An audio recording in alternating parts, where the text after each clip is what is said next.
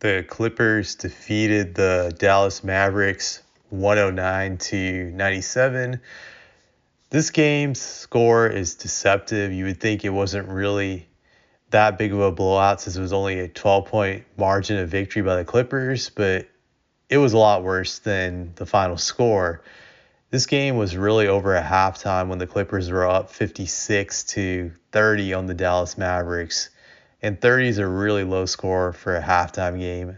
I would say in this era, it is very low, kind of shocking, but it goes to show again that these teams are over reliant on 3-point shooting, and they can have games where their 3-point shooting is so abysmal that that scoring becomes a struggle. And this was the case with this game. Like, I saw Luka just struggle from 3-point land in this game. He missed so many threes. He was jacking up so many from the beginning, which was terrible. And that was true for a lot of the guys on the Mavs. It was just terrible shooting from the beginning. Not only could they not hit their threes, they were just missing simple shots like layups, botch dunks, alley-oops, just all that stuff. It was bad all around on the offensive end for them.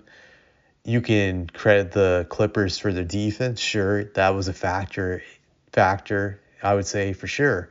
But I thought a lot of it had to do with just the Mavericks just not showing up today. Just, to me, they were just off. They were a step behind, and I thought they got cocky and probably arrogant before this game, thinking that because Kawhi wasn't playing that this would be an easy victory, and maybe they did some shit the night before because LA does have a lot of distractions. Historically, that's always been the case for the road team due to all the stuff going on down there. But I just say the lack of professionalism from this team for just not showing up in the game. Just they weren't there. Just Luka, especially from the beginning, was garbage. I know the box score, if you didn't watch the game, is very deceptive. You'll see 33 points, 13 rebounds, 6 assists.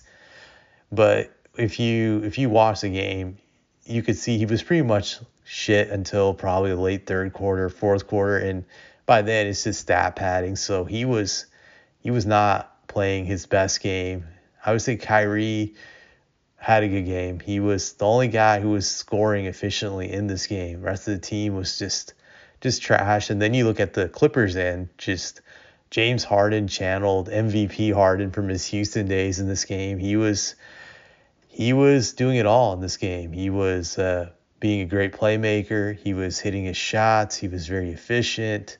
I would say he was the player of the game. Just he was a guy who made everything go in this game, as they would say. Just he made Zubac look better than Zubac normally does. I think half of Zubac's points were off of plays from Harden, from what I can recall, and Zubac having a fluke game of scoring 20 points, which is a playoff career high. Just that was big. So just him and Harden really spurred them to win this game. Paul George had an okay game, but I felt those two guys would have been the Clippers player of the game if you had to select them. Westbrook also shot really well in this game, hitting 2 threes. So this was a great team performance by the Clippers. They showed up with a sense of urgency from the beginning, knowing that Kawhi wasn't there. So you have to give them credit. I still think the Mavericks will win this series.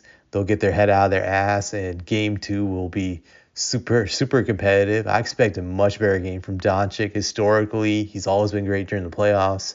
So I expect him to go all out the next game. I'm looking forward to it. Hopefully they don't disappoint me because I want to see some better basketball from the Mavericks. Just this game was the biggest disappointment of the day out of all the games I saw. So, yep, that's all I have to say.